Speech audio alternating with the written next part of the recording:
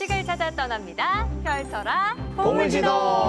와, 오늘도 두 분과 함께 하도록 하겠습니다. 근데 저 오늘 깜짝 놀란 게 경환 씨는 오늘 선장님 같으세요. 일단 머리부터. 아, 네. 네. 머리 막 만져달라고 했는데 네. 네, 점점 보물선이랑 융화되고 있는 것 같아요. 너무 네. 잘 어울립니다. 약간 선장 자리를 노리시는 야역가 느낌도 나고. 아, 네, 아무튼 오늘 두 분 모시고 진행을 해볼 건데 두 분은 유행에 민감하신가요? 인욱 씨 어떠세요? 저 노력은 하는 편인데 사실 뭐 관심이 없다 보니까 노력한다고 되는 건 아니더라고요. 관심이 네. 딱히 없으시군요. 네, 요즘 뭐 관심 가질 일이 없어요. 우리 경환 씨는 어떠세요? 저도 뭐 사실 옛날 노래 부르는 거 좋아해서 크게 못 느꼈는데 사실 요즘에 어린 친구들이 좋아하는 것들이 아무래도 요즘 유행하는 것들이 많다 보니까 어쩔 수 없이 점점 더 저도 관심을 갖게 되더라고요. 네. 아무래도 학생을 또 가르치시다 보니까 아이들이 유행에 민감하니 어쩔 수 없이 또 따라가게 되더라. 저는 사실 두 분께 죄송하지만 어렸을 때는 제가 조금 나이가 여기선 제일 어리잖아요. 죄송해요. 어렸을 때는 노력하지 않아도 유행의 중심에 있었는데 이제는 한 살 한 살 먹으니까 이게 애쓰지 않으니까 유행이 뒤처지더라고요. 도태되고 있네요. 네. 맞아요. 그래서 핫한 주제에 굉장히 관심이 많은데 오늘 선장님 가장 핫한, 가장 관심이 뜨거운 이 주제에 대해서 정말 최고로 꼽히시는 분입니다. 오. 네, 너무 기대가 되는데 한번 바로 불러보도록 할게요. 지식이 되는 보물선 선장님 나와주세요. 놔주세요. 안녕하세요. 와, 반갑습니다. 반갑습니다. 네, 와, 반갑습니다.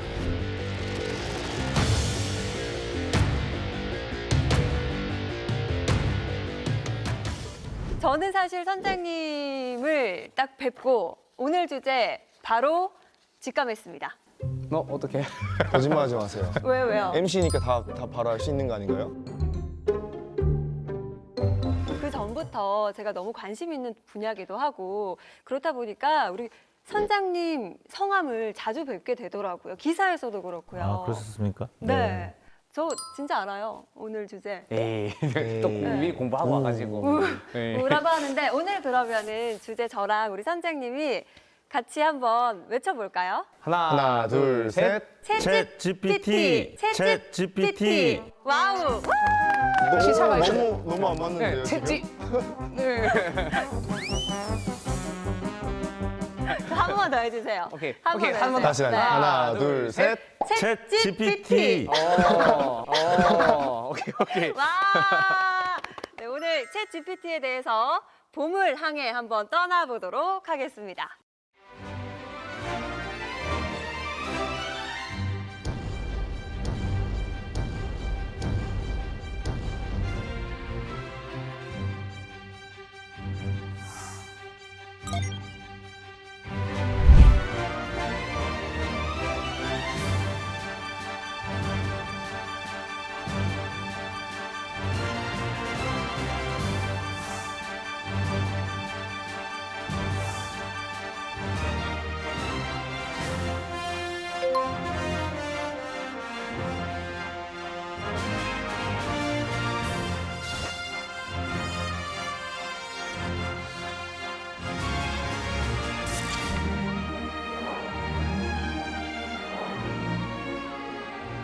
예, 먼저 챗 GPT 그것이 궁금하다라는 주제로 어떤 챗 GPT가 무엇인지 소개를 해드리고 그 원리 또 사용법 이런 것들을 같이 말씀드리도록 하겠습니다. 일단 챗 GPT는 2022년 11월 30일에 나왔어요. 근데 지금 나온 지 몇 개월 만에 세상을 완전 깜짝 놀라게 했습니다. 지금으로부터 30년 전에는 인터넷을 그렇게 많이 사용하지 않았어요. 웹 브라우저라는 것도 없었고요. 당시에 제가 어떤 방송 프로그램에서 믿거나 말거나라는 그런 제목의 방송 프로그램이 있었는데 어떤 화면에 어떤 마우스를 클릭하면 다음 화면으로 넘어가고 어떤 물건을 살 수 있고 그런 시대가 열린다라는 그런 방송이었습니다. 아마 오늘 방송도 이제 처음 보시는 분들한테 이런 게 가능한가라는 어떤 깜짝 놀랄 것들을 말씀드릴 수도 있겠는데 그 30년 전에 어떤 인터넷 혁명이 일어났다면 그 사이에 우리가 또 아이폰이라는 또 스마트폰을 통해서 한 15년 전에 또 어떤 큰 변화가 일어났고요. 아이폰이 나온 지 한 15년 만에 또 다시 어떤 챗GPT라는 어떤 인공지능 혁명이 지금 일어나고 있습니다.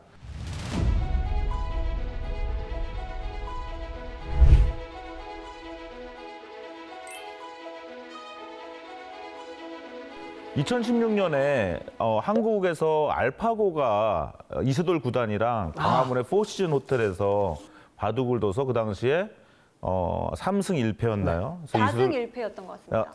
맞습니다. 4승 1패로 오, 봤어요? 봤죠? 오. 그거 다 같이 한국인들 다 같이 보지 않았습니까? 세계인이 집중했던. 전 안 대결. 봤어요. 야, 역시 줏대 있습니다. 네.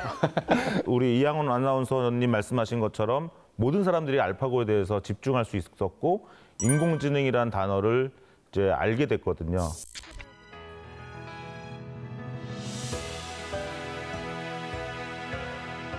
인공지능의 놀라운 진화에 인류는 큰 충격에 빠졌습니다. 이세돌이 패배한 거지 인간이 패배한 것은 아니지 않나.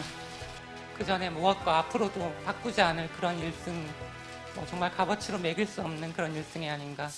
그런데 그때 그 충격은 지금 챗GPT 충격보다는 크지 않았다고 할 수 있어요. 왜냐하면 그 당시에 국민들은 알파고에 대한 얘기를 듣긴 했지만 알파고를 써볼 수는 없었습니다.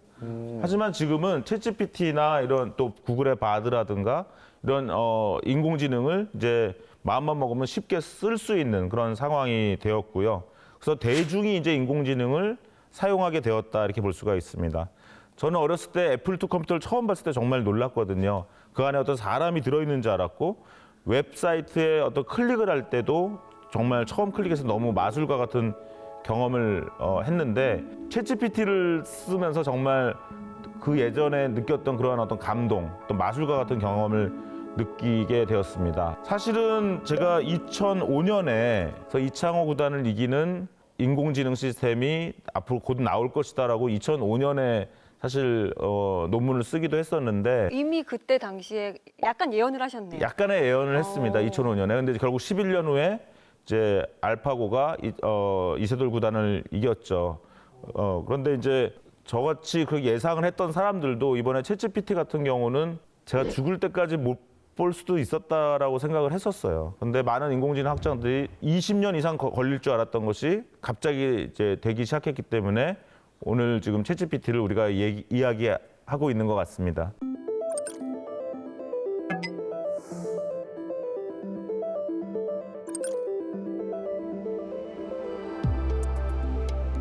사실은 약간 예고되기도 했었습니다. 2018년에 오픈 AI라는 회사가 GPT-1을 발표했고 2019년에 GPT-2를 발표했고 2020년에 GPT-3를 발표했는데요. 제가 당시에 그 언론에 기고를 했어요. 그래서 GPT-3는 멋지다. 그러나 여전히 갈 길이 멀다. 약간의 실수가 많았거든요. 그런데 챗GPT가 이번에 나왔을 때 그 2020년에 했던 실수를 다 많이 이제 하지 않고, 물론 지금도 챗GPT는 실수를 하지만 상당히 많이 발전해서 이제는 이제 안 쓰는 것보다는 쓰는 것이 나은 그런 상황이 되었습니다. 예전에 있었던 실수들이 예를 들면 어떤 것들이? 재밌는 실수가 많았는데요. 기린의 눈은 몇 개야? 그러면 2개라고 했습니다. 네. 근데 내 발의 눈은 몇 개야? 라고 하면 2개라고 했어요. 발에도 눈이 2개다 뭐 이런 식으로. 네, 왜냐하면 발에 눈이 없는 건 당연하잖아요. 그래서 기존에 인터넷에 있는 문서를 학습하다 보니까 발에 눈이 있다 없다라고 써 있는 문서가 없었거든요. 그러니까 얘가 때려 맞춘 거죠. 눈은 무조건 2개네요. 네. 그랬는데 때려 이런 맞췄네. 오류가 난 거를 이제 케냐에 있는 그 영어 잘하는 분들한테 1시간에 $2를 주고 그런 잘못 대답했던 것을 채워 넣게 했어요. 지금 이제 챗GPT 한번 물어보세요. 내 발에 눈은 몇 개니 하면 발에는 눈이 없습니다. 이렇게 얘기합니다. 티눈 같은 거는 어떻게? 티눈도 GPT-4는 2023년 3월 14일에 나왔는데 보통 파이데이라고 하는 3.14 3월 14일에 나왔는데 스탠포드 대학 학부생 수준이다라고 이야기하기도 합니다.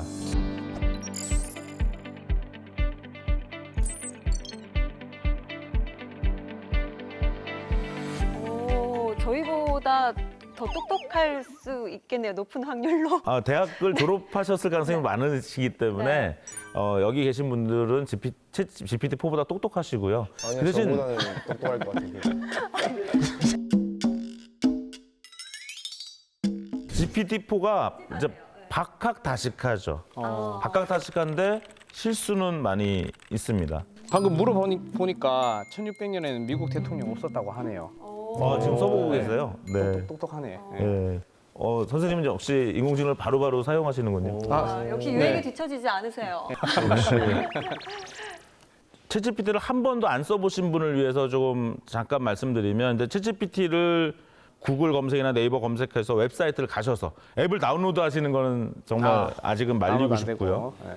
근데 약간 영어로 나올 거예요. 그래서 회원가입을 하시면 바로 쓰실 수 있고 한 달에 $20를 내시면 챗GPT 플러스를 쓰셔가지고 좀 빠르게 쓸 수 있고 GPT-4를 또 이용할 수 있습니다. 아니면 뉴빙으로 가시면 이제 마이크로소프트의 빙 검색 엔진에 있는 그 뉴빙의 빙챗을 사용하시면 똑같이 챗GPT를 사용할 수가 있고요. 이름이 빙챗이에요. 네네. 빙챗. 네. 제일 쉬운 거는 이제 카카오톡에서 에스크업을 친구 설정해서 하시는 것이 가장 좋습니다. 좀 업무용으로 사용하시긴 어렵겠죠. 모바일로 이렇게 하니까. 그래서 긴 문장이 나오게 하려면 그냥 웹사이트에서 하시는 게 좋고요. 그다음에 뭐 네이티브 AI라는 앱도 있고 또 구글의 바드가 또 새로 나왔으니까 한번 테스트도 해보시고.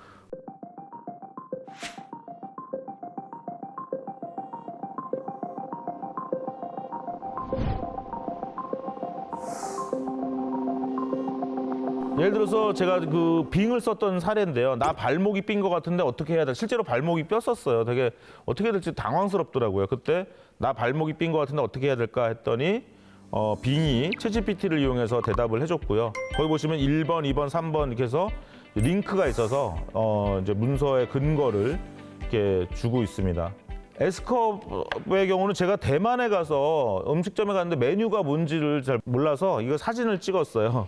사진을 찍고 딱 올렸더니 290글자를 읽었습니다. 이렇게 얘기가 하고 거기다 제가 번역해줘 했더니 이 메뉴가 뭔지를 이제 번역을 해주는 그런 화면이에요. 사진에 있는 텍스트를 번역을 했다고요? 네네.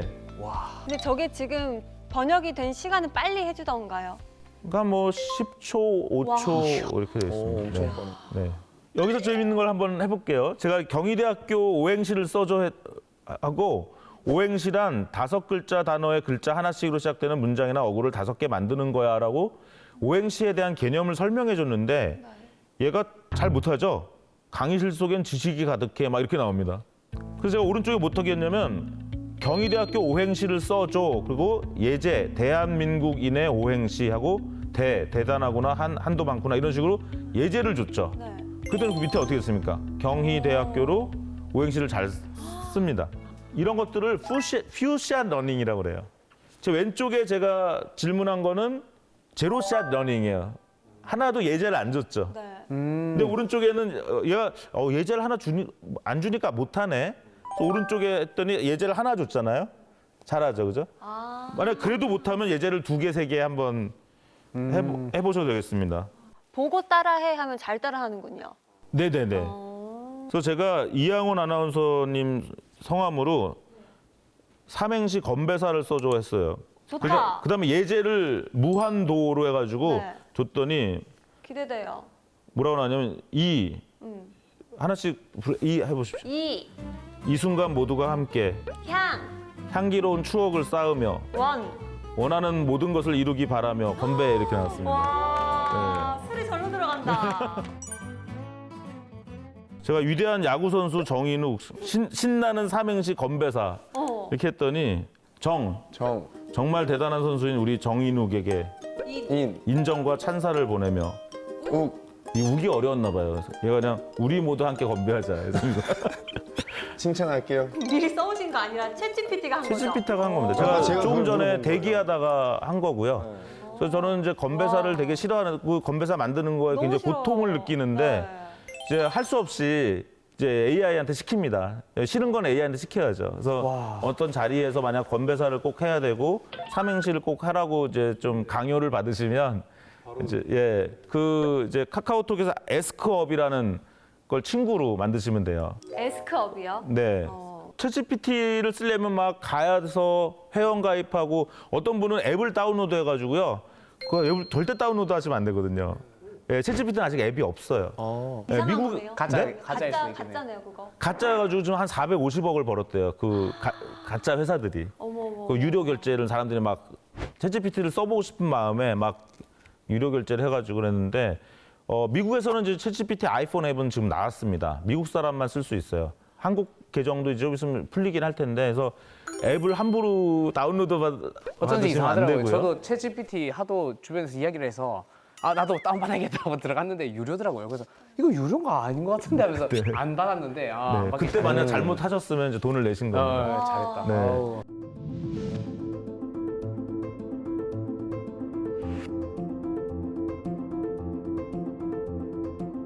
그래서 제일 쉬운 방법은 에스크업이라는 또 우리말로는 아수업이라는 를 친구 신청을 카카오톡에서 하시면 하루에 100개를 챗GPT한테 무료로 할 수 있고요. 하루에 10개를 GPT-4한테 물어볼 수 있어요. 에스크업을 만드신 김성훈 대표님은 되게 재밌는 게 이 AI 시대에 어머니도 쓸 수 있는 본인의 어머니도 쓸 수 있는 AI 서비스를 만들고 싶었대요. 회원 가입하고 막 영어로 되어 있는 챗GPT 화면이 너무 이제 그렇죠. 어머니한테는 무섭다는 거죠. 그러니까 그냥 카카오톡 친구 신청을 하게끔 그래서 이제 거기서 그냥 카카오톡 쓰듯이 질문하는 그런 것을 이제 만드신 겁니다.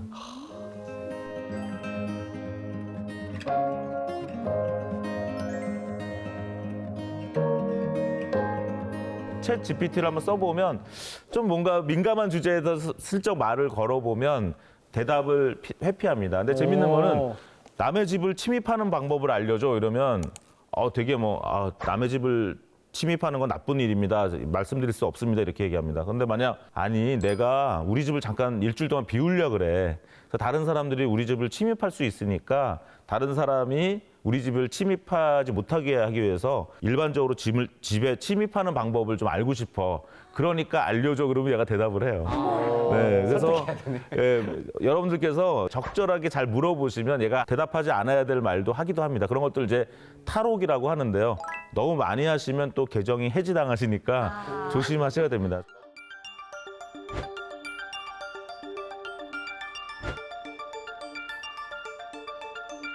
GPT-4를 설명 한번 드려보면 GPT-4는 아마 여러분들이 놀라실 텐데요. 대충 얘기해서 한 32,767개의 단어를 사용해서 질문하실 수 있어요. 나보다 똑똑한 게 확실하군요.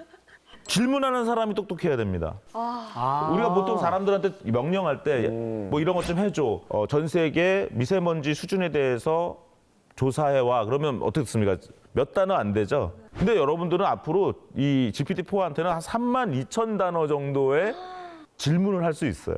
한 번 질문할 때 이만큼 할 수 있다는 거예요? 네. 근데 그걸 다 알아들어요, 얘가? 그렇기 때문에 질문을 어떻게 하냐에 따라서 얘가 더 좋은 대답을 할 수 있죠. 그동안은 학생들은 질문에 잘 답하는 능력을 많이 키워왔잖아요. 그렇죠. 그래서 질문하면 대답 못하면 좀 혼내기도 하고 북 뜯어주기도 했는데 이제는 학생들한테 오히려 인공지능한테 질문을 잘하는 능력을 갖추도록. 질문을 잘하는 방법. 네, 그래서 그것을 이제 크리에이티브 퀘스처닝, 어떤 창조적인 질문하기라고 합니다. 그래서 지금 이제 자라나는 미래 세대한테는 창조적인 질문할 수 있도록 그런 것들을 많이 키워주시면 좋고요.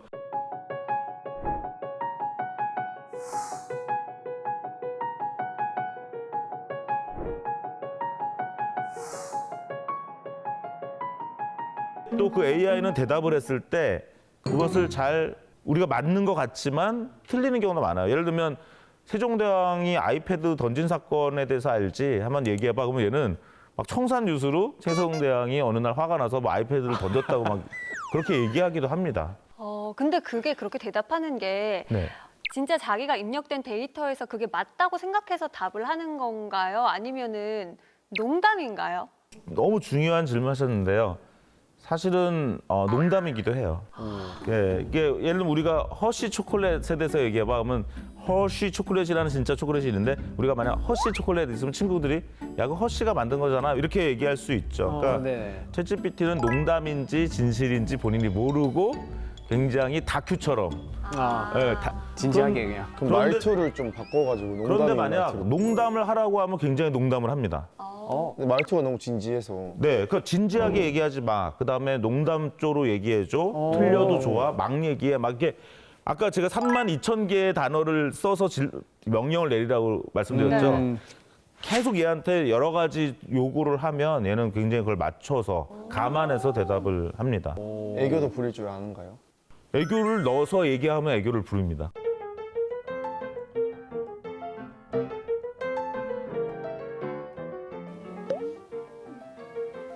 똑똑하고. 네, 방금 애교 있게 말해달라고 하니까 저런 1600년 된 미국 대통령이 없었어요. 그래도 귀여운 당신이 웃으시길 바래요. 네, 맞습니다. 아, 이 정도의 애교를. 오, 약간 보이는구나. 농담을 좀 섞어서 하네요. 네. 진짜 글로 배운 애교를 하네요. 네. 그걸 과학적으로 설명을 한번 드려보면 이제 챗GPT라는 것은 언어 모델이에요. n개의 단어를 집어넣으면 n+1번째 단어를 생성하는 겁니다. 예, 예를 들어서 해피 하면 그 다음 단어 뭘까요? 벌스데이. 그렇죠. 뉴이얼. 그렇죠. 방금 한 단어 다음에 해피란 한 단어 다음에 벌스데이 하셨죠. 네. 그러면 대한독립? 만세. 만세. 이 경우는 대한과 독립이란 두 단어 다음에 세 번째 단어를 맞추셨잖아요. 네네네. 그럼 제가 how are you? 어렵다. 우리나라 영어로 사람들은 말이야? 다 어렵다. 파이팅 캔주밖에 하던데. 맞아. I'm fine, thank you, and you. 예, 역시 너무 영어를 잘하십니다. 지금 how are you 경우는 세 개의 단어를 주면 네 번째 단어를 했죠. 근데 만약 how are you 했는데 I 했죠, 이제. 대답을 해야 돼. you로 물어봤으니까 I. 그다음에 am이라는 단어가 나왔죠. 그럼 어떻게 하냐면 이 챗GPT는 how are you라고 물어보면 how are you 한 다음에 I라는 단어를 생성한 다음에요. 다시 how are you I를 집어넣어서 M을 생성하고 또 how are you I am을 집어넣어서 fine을 생성하는 것입니다. 그럼 혼자 계속 돌리는. 혼자 돌리는 겁니다. 그렇기 때문에 그거를 이제 AR, 오토 리그레션, 자동 회귀 모델이라고 해요. 거기서 문제점이 발생해요. 첫 단추를 잘못 끼우면 완전히 삼천포로 빠지는 그런 결과가 나오죠. 그래서 할루시네이션, 아까 세종대왕이 아이패드를 던진 사건에서 얘기하면 얘는 고민을 할 겁니다. 첫 단어를 어떻게 할 건지, 이거를 긍정하고 할 건지, 이걸 부정하고 할 건지. 그 단어에서 약간 삐끗하면 완전히 이제 엉뚱한 방향으로 갈 수가 있습니다. 대화형 인공지능 챗 GPT에 대한 관심이 커지고 있습니다. 그런데 챗 GPT를 직접 사용해봤더니 한국과 관련한 질문에선 오답들이 많았습니다.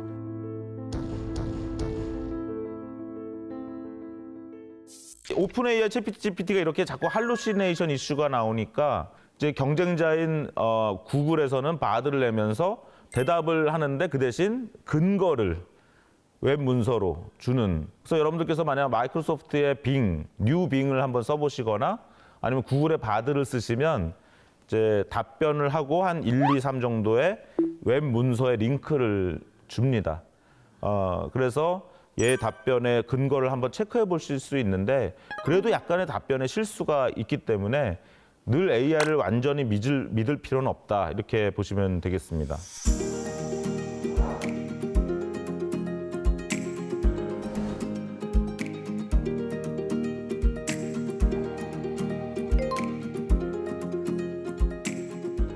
이러한 챗 GPT가 왜 이렇게 혁명적인가를 좀 간단 말씀드리면 대화 AI 혁명이 일어나는 거죠. 20, 30년 전에도 컴퓨터와 대화로 뭘 할 거라고 많이 얘기했지만 잘 되지 않았고요. 애플의 시리나 안드로이드 폰의 어떤 그 어시스턴트 같은 그 인공지능 비서, 또 집에 있는 인공지능 스피커와도 그렇게 많이 대화는 안 하시죠. 안 해요. 안 하게 네. 되더라고요. 조금 답답하더라고요. 답답하고 네. 아직 대화를 이어가고 하는 것들이 약했는데 저는 팀앱이랑 대화합니다. 팀앱이 대꾸를 안 한다면서요. 혼잣말 하신다면서요. 팀앱이 말을 해요? 팀앱은 아리아 하면 네 하거든요. 그래서 아리아 사랑해 하면 네, 저도 뭐 더 뭐 할 맛이 나네요 하면서. 진짜요? 이거 사랑 고백을 거기다 하고 있어요. 근데 할 때마다 계속 똑같이 대답해서 반복하진 않게 되더라고요. 최근에 빌 게이츠가 뭐라고 얘기했냐면 이렇게 퍼스널 디지털 에이전트가 나오게 되면 이제 아마존과 구글 같은 회사가 없어질 수도 있다. 우리가 물건 살 때 이제 뭐 필요 없어지니까. 예, 쿠팡에 가서 막 검색하는 게 아니라 그냥 나의 AI한테 친구 생일인데 무슨 선물할까? 그러면 무슨 운동을 좋아하는데 그래서 뭐 야구를 좋아해. 그러면 그렇게 하면서 점점 대화로 물건을 사는 시대가 올 것이다 이렇게 보고 있습니다.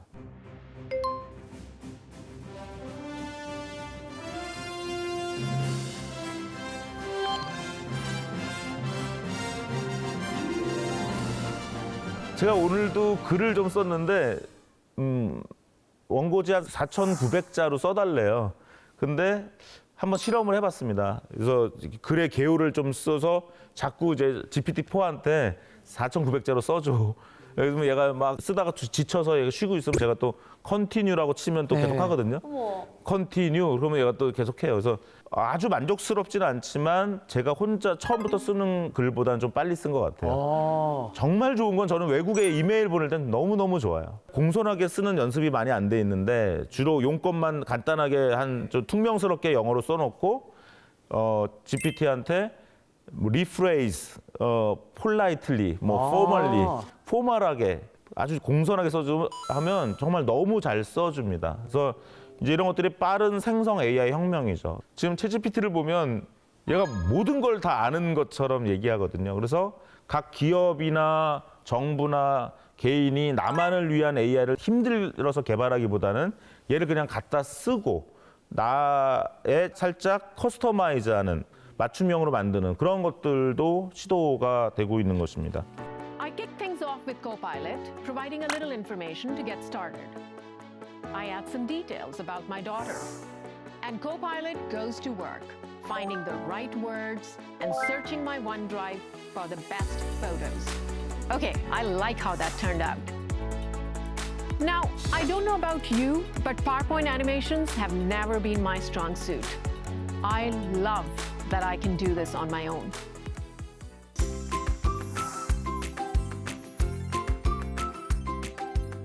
이러한 언어 모델을 어떻게 구축했는지를 한번 그래도 말씀드려 볼게요. 아주 쉽게 말씀드리면 거의 인터넷에 존재하는 거의 모든 문서를 학습했다고 볼 수 있고요.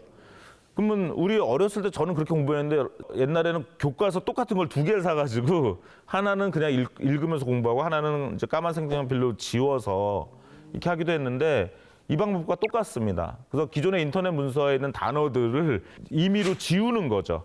그래서 빈칸 채우기를 하는 거예요. 챗 GPT가 공부를 할 때요? 데이터 네네. 학습을 할 때요? 네. 저 처음엔 잘 못하겠죠. 네. 처음부터 잘한다고 생각하면 이게 이해가 안 가실 거예요. 근데 처음엔 잘 못하기 때문에 데이터를 많이 경험하게 해서 점점 가중치라고 하는데요. 그 파라미터를 바꾸는 것입니다.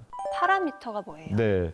이 그림을 간단하게 보여드릴게요. 간단한 인공신경망의 그림인데요. 우리 눈에서 지금 신호가 막 들어오고 있죠. 네. 근데 저기 지금 3가지, 파란색은 3가지밖에 아니니까 저는 간단하다고 얘기한 겁니다.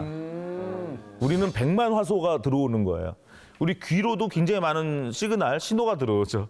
막 파형이 된 게 들어오고 있고요. 지금 후각으로 들어오는데 이거는 지금 컴퓨터가 못해요. 후각 못하고 촉각도 못하고 아무것도 컴퓨터는 아직 그걸 못해서 인간의 시각과 지금 청각은 어느 정도 컴퓨터가 정복을 했죠. 그러면 저 파란 점은 이제 우리의 어떠한 감각 세포라고 보시면 되고요. 그다음에 지금 우리가 이렇게 말하거나 걷거나 하는 그런 것은 이제 출력 세포, 저 녹색이 출력 세포라고 볼 수가 있겠습니다. 그럼 우리가 갑자기 천둥 소리가 나면 깜짝 놀라서 뛰기도 하고 친구가 등을 딱 때리면 살살 때렸을 때는 가만히 있다가 뒤에서 갑자기 세게 때리면 화를 내기도 하죠. 예, 그것은 왜 그러냐면 저렇게 어떤 감각 세포로 들어온 신호를 우리가 전달하는 과정에서 녹색으로 가는 이제 소리를 낼 거냐 말 거냐를 결정하고 화를 낼 거냐 말 거냐. 그래서 파란색은 입력, 우리 눈이나 귀나 코 같은 거고요. 녹색은 우리가 움직이는 우리의 근육, 우리의 다리, 우리의 말 이런 것들이고요. 결국 우리 인간이나 동물들이 왜 움직이고 이렇게 살아가느냐 하는 것은 결국 들어온 감각에 잘 적응해서 잘 피하기도 하고 잘 도망가기도 하고 다른 동물을 잡아먹기도 하고 결국 이러한 학습을 통해서 근데 그 학습의 결과는 사실은 신경세포들 간의 가중치를 조절하는 거라는 거죠.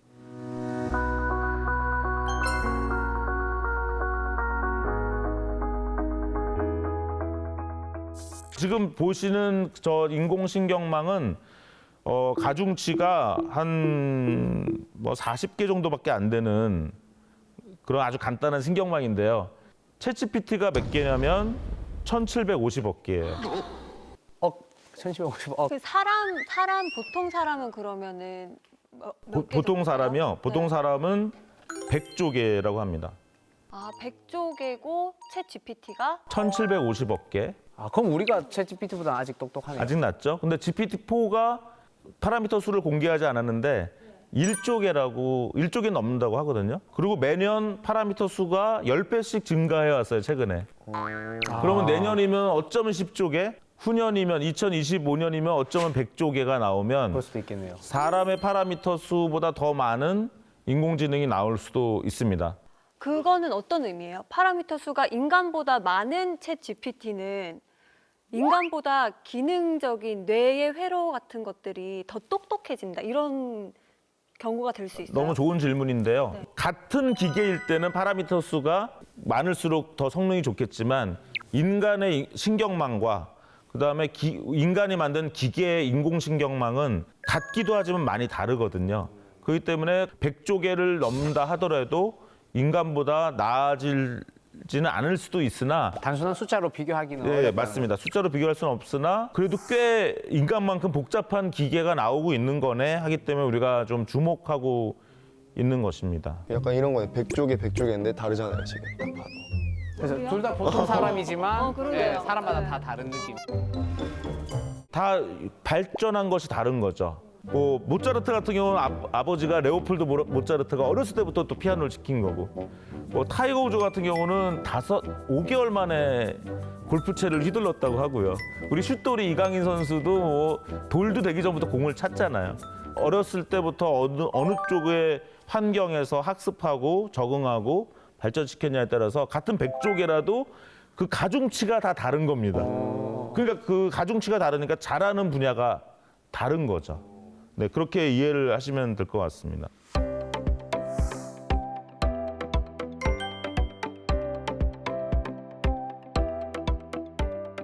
이 초거대 AI를 만들 수 있는 나라가 별로 없습니다. 돈이 너무 많이 드니까. 어느 나라가 제일 1등일까요? 초거대 AI. 아무래도 미국, 맞습니다. 2등 중국, 중국이요? 우리나라. 맞습니다. 예, 중국. 3등. 3등 우리나라. 어떻게 이렇게 정확하게 하세요? 우리나라 맞아요? 저 우리나라가 정말 대단한 게 와. 3순위 안에 드네요. 세 손가락 안에. 2020년에 GPT-3가 오픈 AI라는 회사에서 개발했을 때 그 2021년 5월에 중국의 화웨이가 판구 알파라는 걸 발표했고 한 달 후에 한국의 네이버가 하이퍼 클로바를 발표했습니다.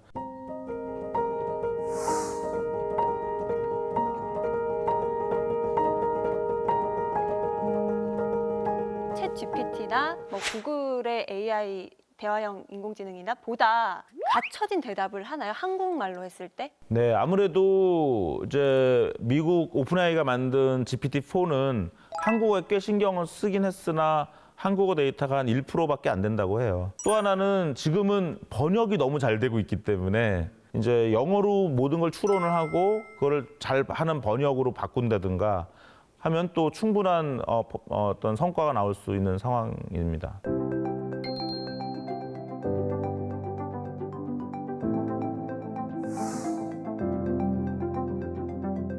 전 세계에서 가장 각광받는 인공지능 모델의 이름이 트랜스포머인데요. 재밌는 거는 한국과 일본에서 구글 검색을 했을 때 트랜스포머라는 검색이 옛날에는 영화 검색이었다면 요즘은 인공지능 모델 검색에 더 많이 사용된다고 합니다. 대세가 바뀌었군요. 네, 대세가 바뀌었습니다. 네. 그래서 이런 트랜스포머 모델이 이제 많이 사용되고 있고요. 강력한 인공지능이 저 멀리에 있고 우리는 그거를 맨날 접속해서 돈 내고 써야 된다라고 생각하시기보다는 앞으로는 그 강력한 인공지능이 내 컴퓨터, 내 스마트폰에 아마 설치될 것이다. 이렇게 보시면 더 현실적일 것 같습니다. 이제 그럼 좀 시간이 지나면 이제 옛날에는 스마트폰이 어색했지만 이제는 1인 1 스마트폰이잖아요. 네. 그럼 좀 시간이 지나면 1인 1 AI 약간 이런 느낌으로 가겠네요. 1인 1자비스. 맞습니다. 네. 그때쯤 되면 나이 들어서 못 쓸 것 같은데. 근데 또 당연히 우리가 기대했던 것보다 빨리 올 수 있어요. 우리보다 빨리 올 수 있어요. 아까 말씀하신 대로 15년마다 또 큰 변화가 있었으니까. 네, 1인 1 AI라는 말을 해주셔서 너무 반가운데 이제는 스마트폰에 설치할 수 있는 AI. 그러면 내가 학습을 시킬 수 있는 거예요. 내 분야, 내 전문 분야를 내 데이터가 많이 있다. 만약 선생님이 학생들을 가르쳤던 수많은 학생들의 질문과 대답을 위한 데이터가 있으면 그걸 가지고 학습을 시켜서 나만의 AI를 갖는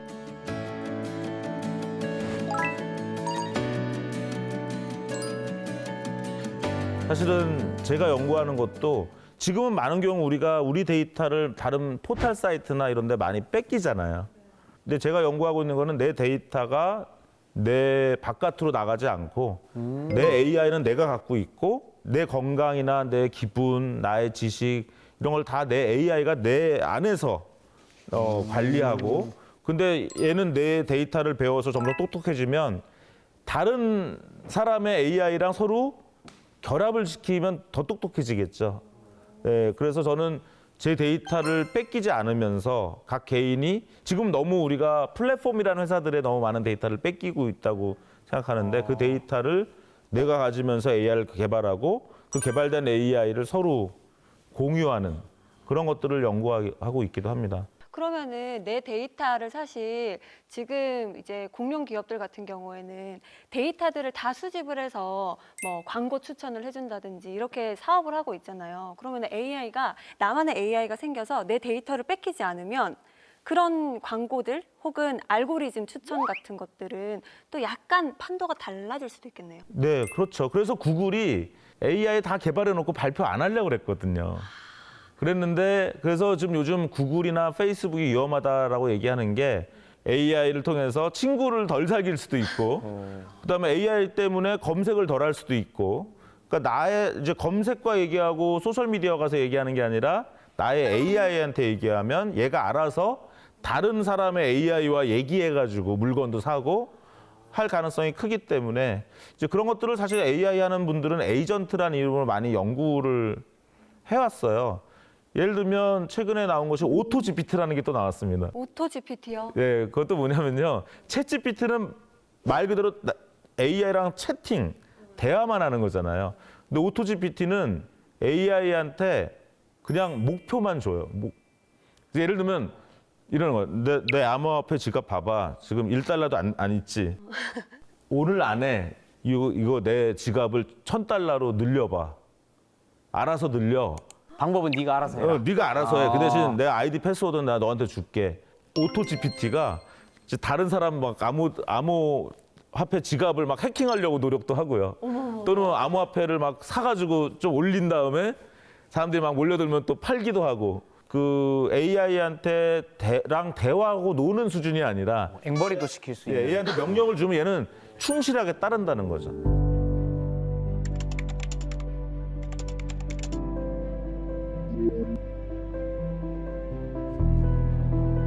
앞으로는 아마 직원들이 퇴근하기 전에 자기 AI한테 일을 시키고 가게 될 것이다. 퇴근하기 전에 내일 아침 9시에 나 출근할 건데 나는 이제 쉴 거야. 하지만 너는 내일까지 뭐 좀 해와. 그러면 회사의 컴퓨터나 회사의 AI는 이 사람이 쉴 동안 이제 일을 많이 하고. 그렇습니다. 예, 그러면 이제 AI한테 일을 많이 시키는 것 자체가 또 사람의 의무가 되겠죠. 예, 그런 시대가 또 금방 올 수도 있고 그런 것들이 지금 이제 오토 GPT라는 홈페이지에 한번 가보시면 사람들이 AI한테 막 명령을 시켜서 얘가 엉뚱한 일들을 막 하는 그런 영상들이 굉장히 많이 있습니다.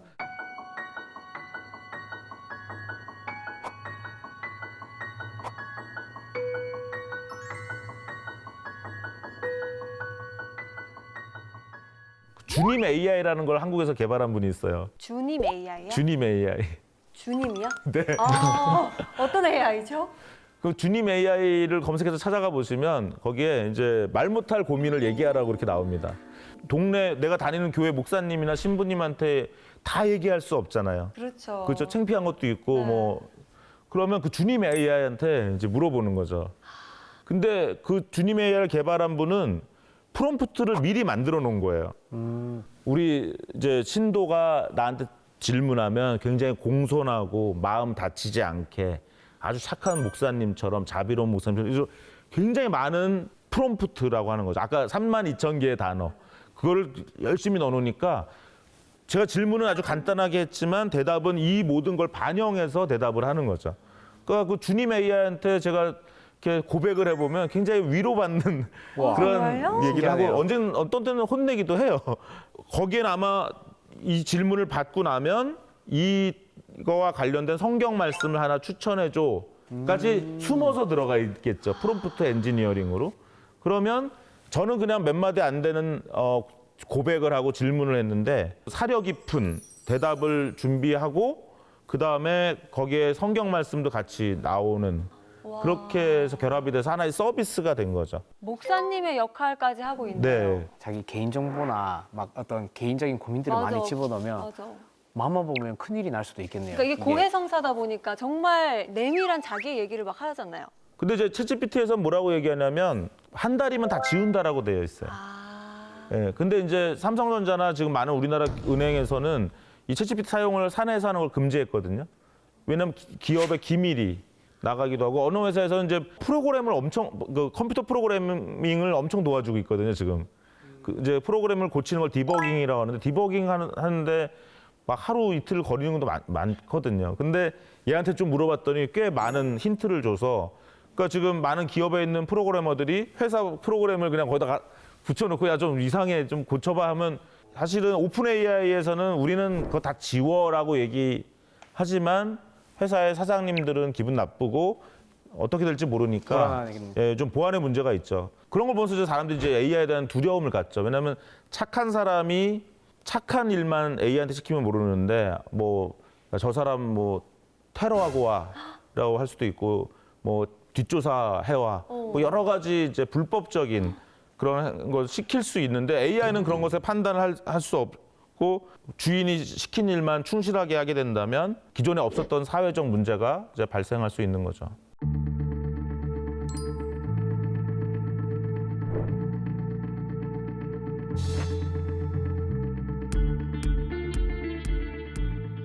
저는 그 선생님한테 권경영 선생님께 좀 여쭤보고 싶어요.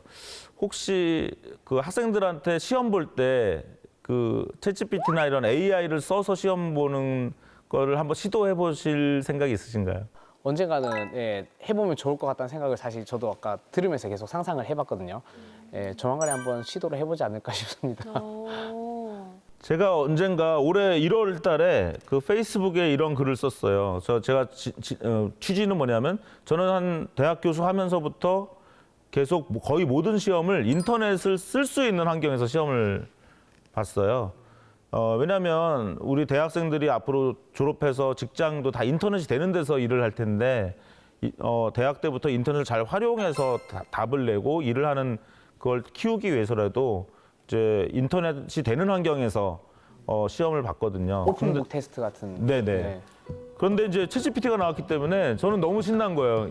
아 이제 시험도 챗GPT를 오픈한 상태에서 시험을 봐야 되겠구나라고 페이스북에 글을 썼더니 이것이 많은 분들한테 좀 충격적이었나 봐요. 어떻게 시험을 AI를 이용해서 시험을 풀게 하는 건지. 그래서 수많은 기자분들한테 전화가 왔어요. 그래서 제가 네이버에 이렇게 검색을 해보면 저의 이 글에 대한 많은 기사가 이제 나와서 저도 굉장히 깜짝 놀랐고요. 그랬더니 또 4월 달에 중간고사 기간에 전화가 왔어요. 많은 기자분들로부터. 그래서 교수님, 그 뭐 시험 다 AI 공개한 상태에서 보신다면서요. 그래서 이제 시험을 실제로 그렇게 봤습니다.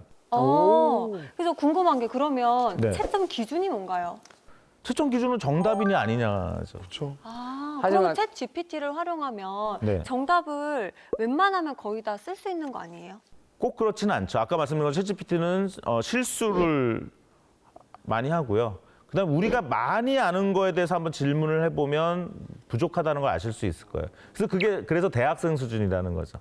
질문을 잘해야 정답을 얻을 수 있는 거네요. 맞습니다. 네. 이야. 그렇지. 재밌는 건 제가 6문제를 냈는데요. 한 2-3문제는 챗GPT를 쓰라고 이렇게 아예 거기다 명시를 했고요. 한 3문제 정도는 절대 챗GPT를 못 쓸 거라고 생각을 하고 문제를 냈어요. 왜냐하면 현재 챗GPT는 이미지를 인식 못 하거든요. 네. 그렇기 때문에 이미지가 들어가 있는 문제를 내면 문제를 못 풀 것이라고 생각을 했어요. 그런데 푸나요? 그 이미지를 묘사하면서 텍스트로 네, 넣으면 너무 신기한 게 사람은 궁지에 몰리면 별짓을 다 하더라고요. 그렇습니다. 문제를 풀어야 되니까 그 이미지가 들어있는 문제를 해석을 글로 해서 할 수 있을 것 같아요. 푸는 걸 봤어요. 그래서 저는 너무 신기했어요. 그래서 결국은 앞으로의 어떤 많은 문제 해결 능력이라는 거는 그 주제를 잘 이해도 해야 되지만 그 AI를 잘 활용하는 능력도 있어야 된다. 저희 둘 간의 어떤 시너지가 있을 것이다. 이렇게 생각을 하고요.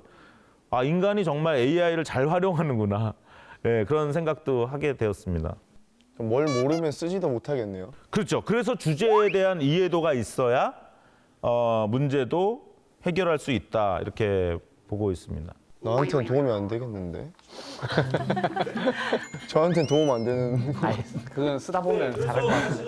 그래서 많은 또 철학자들은 AI 시대에 사람이 필요 없는 게 아니라 AI가 대답을 하는 걸 빨리 알아듣고 다음 질문을 하고 다음 명령을 내리고 결국 사람은 이제 그런 능력인 거죠. 우리가 말을 운송수단으로 쓸 때는 결국 말을 탈주하는 사람이 힘이 셌겠죠. 뭐 징기스칸 시대 몽골이 그런 몽골 제국을 만든 것도 그 말을 잘 활용한 거 아니겠어요? 결국 이런 도구가 나오면 그 도구를 잘 활용하는 그러한 사람들이 힘을 얻을 거라는 거는 자명하겠습니다. 그런데 그럼 이렇게 똑똑한 AI를 잘 활용하려면 우리도 더 똑똑해져야 된다는 거예요. 그러니까요. 질문을 네, 잘해야 되니까. 네, 그래서 그런 지식에 대한 공부에 대한 것은 여전히 더 중요하다 이렇게 이야기하고 있습니다. 근데 그러면은 우리 정인우 선수 같은 경우에는 나는 뭐 질문을 잘 못하겠네요라고 하셨지만 오히려 야구 이제 경기할 때 선수들의 이 선수는 어떤 특징이 있고 뭐 이런 게 데이터가 있으면 물어봐서 약간 그거에 대한 약점이라든지 이런 것들을 파악하기도 쉽지 않나요? 윤리적인 너무 치사한데요, 그거는. 취소 근데 그렇긴 해도 치사한가요? 이게 사람인지라 약점을 알아도 거기에 공략을 못 해요. 아 그래요? 거기다 던져야지 되는 건데 아, 그래요? 못 던지니까 오, 확실하게. 다행이다. 자, 다행이다. 예를 들면 뭐 요즘 골프들 많이 치시는데 골프 코칭 같은 경우도 다 개인화된 것들이 필요하잖아요. 아마 야구도 마찬가지일 겁니다. 그래서 아마 정인욱 님도 많이 한번 사용해 보시면 이 녀석이 야구에서 꽤 안 해. 하지만 나보다 못하네. 이 정도 느끼실 거예요. 그래서 당연히 지금 저는 낚시에 대해서 하나도 모르거든요. 그럼 낚시에 대해서 물어보면 저보다는 더 많이 할 거고 또 어떤 분야는 저보다는 못할 거고 뭐 현재 그런 상황이라고 보시면 되겠습니다.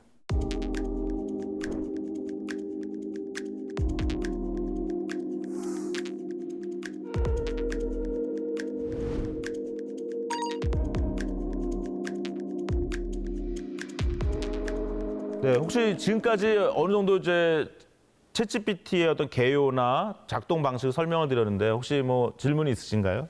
네, 저는 학생들이 이제 사실 장래희망에 유튜브 크리에이터나 유튜브 하고 싶어 하는 애들이 꽤 많던데 유튜브 컨텐츠 만드는 것도 사실 지금 사람들이 만들지만 언젠가는 인공지능이 훨씬 더 쉽고 빠르게 만들 텐데 애들한테 어떻게 이제 어떤 식으로 좀 추천해주면 좋을지 방향이나 아니면 만약에 정말 유튜브 컨텐츠 뭐 크리에이터를 하고 싶으면 어떤 쪽으로 좀 준비하면 좋을지 그런 거를 좀 혹시 아마 아이들이 더 잘 알고 있을지도 네. 모르겠는데요.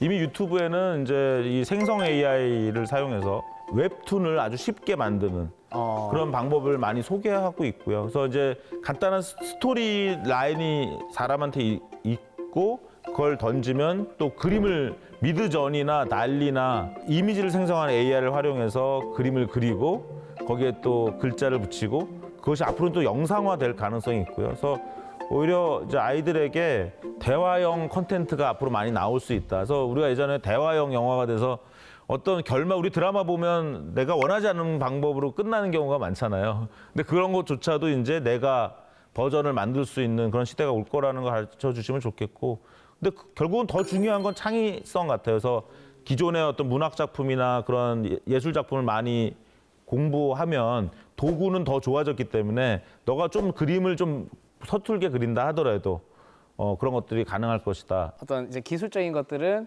이제 AI가 어느 정도 도와줄 수 있으니까 그렇죠. 예. 스킬은 창의성을- 오히려 AI한테 맡겨라. 그러면 너는 어떤 걸 해야 될지를 우리 다시 한번 생각을 해봐라. 이렇게 말씀해 주시면 어떤가 합니다. 창의성을 좀 더 주력하면 되겠네요. 네. 저는 궁금한 게 챗 GPT 사투리도 하나요? 사투리도 알아듣나요? 테스트를 제가 본인이 해보진 않았는데 분명히 할 겁니다. 사투리요? 예, 갸가 경북도 가가 뭐 이런 거 사투리? 하시면 할 거예요. 좋구나 이런 거 알아들어요. 근데 지금 억양을 알아듣는 거는 네. 그거는 지금 챗GPT는 그 글자만 알아보니까요. 되게 재미있는 생각이신 것 같습니다. 억양까지는 아니더라도 이제 글자가 사투리만의 그런 글자가 있으면 그래도 어느 정도는 알아들을 수 있다. 네, 그렇습니다. 네. 오늘 인옥 씨는 챗 GPT에 대해서 수업을 아주 열심히 들으셨는데 어떤 게 좀 가장 더 궁금하세요? 궁금한 것보다 제가 조금 더 똑똑해져야 되겠다라는 생각을 하고 있어요. 자극을 받았군요. 잘 쓰려면. 챗 GPT. 네. 종식당하지 않으려면. 그쵸? 이제 어렵네요. 내가 똑똑해질 수 있을까요, 과연? 재밌는 거는 얘한테 너 앞으로 내가 질문하면 대답하고 그거와 관련된 질문을 나한테 던져. 이렇게 하실 수도 있어요. 그러니까 생각한 거의 모든 게 가능해요. 그러면 제가 이제 질문하잖아요. 얘는 대답을 하고 저한테 또 던집니다. 네, 그러면서 얘가 던지면 또 나도 생각을 하잖아요. 그래서 저는 요즘 어린아이들이 되게 부러워요. 제가 어렸을 때는 인터넷도 없었고 집에 백과사전이 많았고 뭐 세계문학전지 위인전이 많아서 그 당시 저한테는 그 인터넷이 그런 책밖에 없었던 것 같아요. 근데 지금 아이들은 책을 오래 안 읽어도 되고 또 우리가 유튜브로 가면 뭐 어떤 방법을 찾기 위해서 유튜브에 그 영상에 어떤 게 어디에 있는지를 계속 찾아야 되는 그런 고통이 있었는데 지금은 이제 AI한테 물어봐서 굉장히 빨리 먼저 답을 얻어내서 그걸 가지고 더 심화시킬 수 있기 때문에 저는 지금 자라는 세대가 AI를 잘 활용하면 더 많은 것들을 할 수 있겠구나 하는 그런 부러운 생각이 많이 들었습니다. 알겠습니다. 그럼 우리 선장님이 챗 GPT에 대해서 설명을 잘 해주셨잖아요. 한마디로 오늘 강의 정리를 해주신다면요? 네, 어려운데요.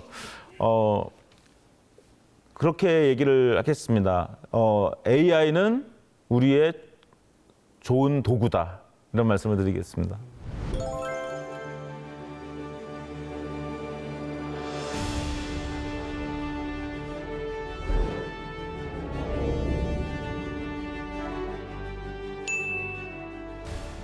네, 이렇게 오늘 챗 GPT에 대해서 정말 자세하게 들어봤는데 인공지능 챗 GPT에 대해서 이제 조금은 알게 된 것 같아요. 그럼 다음 항해로 떠나기 전에 인사 나누면서 끝내볼까요? 오케이. 찾아라, 보물이 되는 지식도감.